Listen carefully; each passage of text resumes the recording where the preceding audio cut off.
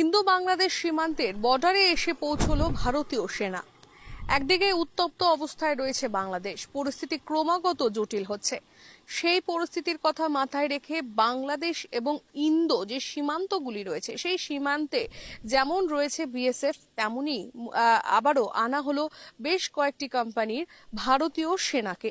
এবং সেদিকে নজর রেখেই যদি বলা যায়, একাধারে যখন শেখ হাসিনা বাংলাদেশ পদত্যাগ দিয়ে বাংলাদেশ ছাড়েন, তারপরে কিন্তু ক্রমাগত পরিস্থিতি আরো জটিলতর হয়ে ওঠে। এখন চারিদিকে শুধু জ্বলছে আগুন, অন্যদিকে বাংলাদেশের পরিস্থিতি নিয়ে উদ্বিগ্ন ভারতও। ভারতের প্রত্যেকটি সীমান্তে সেনাবল যেমন মোতায়েন রয়েছে, যেমন বর্ডার সিকিউরিটি ফোর্স রয়েছে, অর্থাৎ বিএসএফ এর আধিকারিকেরা রয়েছে, তেমনি ইতিমধ্যেই ফুলবাড়ি যে সীমান্ত, যেখানে আমি দাঁড়িয়ে রয়েছি, সেখানে কিন্তু বেশ কয়েকটি কোম্পানির ভারতীয় যে সেনা রয়েছে, সেনাবাহিনী কিন্তু তাদের আনা হয়েছে। এখন কেন এই ভারতীয় সেনাকে আনা হয়েছে সে বিষয়ে প্রশ্ন করা হলে একেবারে মুখে কুলুপ ভারতীয় সেনা। আচ্ছা।